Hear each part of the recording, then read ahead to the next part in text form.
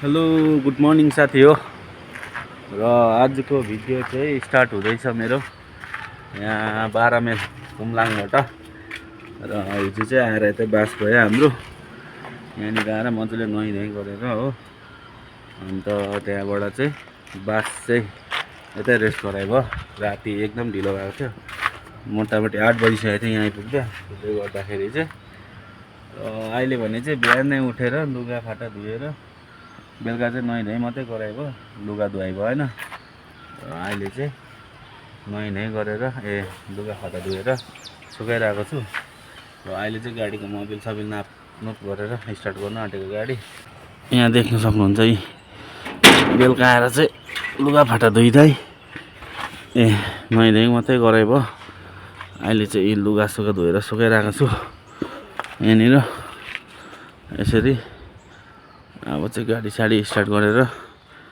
गरम गरेर त्यहाँबाट चाहिँ निक्लिनुपर्छ फेरि सिलगढी यहाँनिर जाँदा चाहिँ एकदम गाडी धुइदै गर्दैछ पानी ओसारेर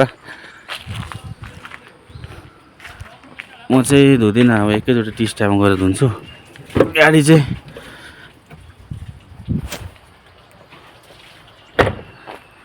आज चाहिँ फेरि गएर सिमेन्ट लोड गर्नु छ यहीँ तार खोलाको हिजो बेलुकै अर्डर आइसकिसकेको छ यहाँनिर खाजा भनिरहेको थियो खाजा खाएर चाहिँ हामी निस्किने अब चाहिँ गाडी स्टार्ट गर्छ है त गाडी स्टार्ट गरेर मोबिल सबिल चढाएर एकदम रेडी गरिराख्ने हो त्यसपछि चाहिँ यहाँबाट खाजा खाएर निस्किने लु साथी हो अब चाहिँ गाडी गरम गरौँ स्टार्ट गरौँ होइन स्टार्ट गरेर गरम गरेर चाहिँ एकछिन यतिकै राखिदिनुपर्छ बस गाडी पनि स्टार्ट भयो आज चाहिँ एकदम फेन पनि चलाइ भएन एउटै गाडीको झराप खोलेर सुतेको थिएँ एकदम शीतल यहाँ जङ्गलको बिचमा सुताइ भएको थियो त्यसले गर्दाखेरि चाहिँ पुरा शीतल भयो मच्छर चाहिँ लाग्यो बेलुका उठेर त्यहाँबाट यो एउटा मच्छर जलाएर त्यहाँबाट सुतेको अन्त बिहान पनि यिनीहरूले मजाले सुतेर छोडेको थियो टाइममा होइन सुतेर फटाफट लुगा सुगा धोएको अब चाहिँ गाडी साडी गरम गरेर यहाँ दोकान पनि खोलिन्छ होला प्रायः त्यतिखेरसम्म त्यहाँबाट चाहिँ चिया खाजा खाएर त्यहाँबाट चाहिँ हामी निक्लिने अहिले चाहिँ गाडीको अवस्था यस्तो छ गाडीको सिट कभर पुरा मैला भएको छ धुनेको भएको छ हो तर अलिक टाइम मिलेको छैन यो हप्ता चाहिँ जाउँ भनेर सोच्दैछु हेरौँ के हुन्छ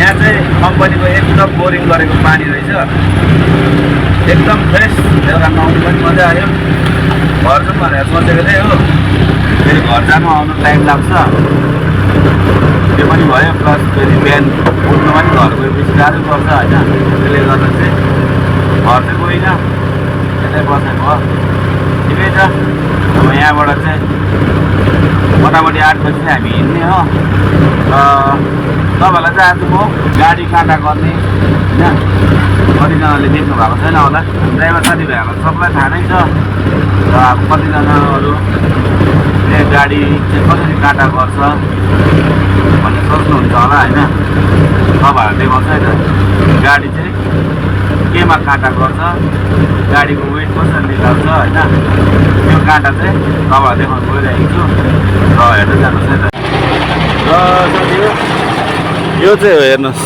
यो चाहिँ हो गाडीको काँटा यो जसलाई देख्नुहुँदैछ नि फुल जस्तो यो चाहिँ यसलाई चाहिँ वेट ब्रिज भन्छ यसमा चाहिँ गाडी यहाँबाट गाडी चढेपछि टक्कै यहाँ माथि गाडी बस्छ र गाडीको वेट लोड गाडी चढेपछि त्यहाँबाट फेरि खाली गरेर खाली गाडी चढेपछि चाहिँ गाडीको वेट चाहिँ यसमा डल्लै निस्किहाल्छ है र गाडीको काँटा चाहिँ हो र यो माथि पुल देख्नुहुँदैछ यो चाहिँ कुम्लाङको पुल र पुलदेखि अलिकति मुनि यहाँतिर बसेको हामी चाहिँ अन्त मजा आयो यहाँ मुनि चाहिँ पानी जम्मिएको रहेछ बेलुका त कराएर भ्याएको त कराएर हो पुग्ने बेलामा यता चाहिँ यस्तो छ जङ्गलै जङ्गल यहाँनिर चाहिँ एकदम मजा आयो सुत्नु। मच्छर चाहिँ लाग्दो रहेछ अलिकति, तर सुताइ चाहिँ राम्रै भयो। त्यस्तो गरम पनि थिएन, फ्यान पनि नचलाइ मजाले सुताइ भयो। र यहाँको पानी चाहिँ तपाईँहरूलाई देखाउँछु है त। पानी चाहिँ एकदम फ्रेस, दामी, अन्त एकदमै दामी पानी। बोरिङ गरेको पानी रहेछ हो, बहुत दामी पानी चाहिँ, मजा आयो। दादा चाहिँ गाडी साडी धोएर चटक्कै बनाइहालेछ पानी ओसारेर पनि हो। म चाहिँ पछाडि छ गाडी, त्यसले गर्दा ओसार्दिनँ पानी सानी यत्तिकै। अब भोलि पर्सिको दिन टिस्टामा गएर धुवाएको हुन्छ मजाले गाडी चाहिँ। अन्त यस्तो छ यहाँ चाहिँ जङ्गलै जङ्गल, यता माथि पुल, काँटाकै छेउमा चाहिँ आएर सुतेको, केही टेन्सन छैन रहेछ। यहाँ चाहिँ मजाले सेफ्टी पनि रहेछ हो, दामी सुताइ भयो। पानी चाहिँ हेभी छ। यहाँ पर देख्नु हुँदैछ नुहाउने जग्गा। यहाँ चाहिँ एक पाइप पानी चाहिँ डह्रो आउँछ। मेरो गाडी चाहिँ 5 मिनट भएपछि चाहिँ आफै बन्द हुन्छ। अन्त गाडी चाहिँ आफै बन्द भइहाल्छ, त्यसले गर्दा यो गाडी चाहिँ बन्द गर्नुपर्छ।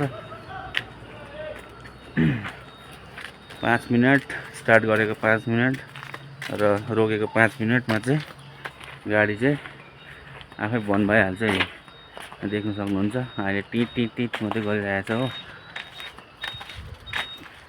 बन्द भयो गाडी। यसलाई चाहिँ अब स्विच चाहिँ निभाइहाल्नुपर्छ। यो टिट टिट गरेको चाहिँ मलाई चाहिँ इरी हुन्छ क्या। गाडी गरम भइसक्यो, अब चाहिँ रेडी टु गो। आज फेरि सिलगढीको घाममा सिमेन्टको लोड, सिमेन्टको धुलो खुवाइ, ठिकै छ। अब के गर्नु, गर्नै पर्यो होइन, यस्तै हो। हामी टाटा ड्राइभरहरूको चाहिँ जिन्दगी कहाँ बास हुन्छ, कहाँ खुवाइ हुन्छ, केही कुराको टुङ्गो चाहिँ हुँदैन। हाम्रो चाहिँ हो, जहाँ मन लाग्यो त्यहीँ बस्यो, जहाँ खाना ठिक लाग्यो त्यहीँ खायो, जहाँ आफूलाई अलिक कम्फर्टेबल हुन्छ होइन त्यतै बसाइ हुन्छ, त्यतै खुवाइ हुन्छ। घर जाने टुङ्गो हुँदैन हो। ठिकै छ, मजाकै छ यतिको जिन्दगी है। यस्तै हो, सुत्ने खानेको चाहिँ टुङ्गो हुँदैन। कोही बेला राम्रै सुताइ हुन्छ, कोही बेला सुताइ पनि हुँदैन।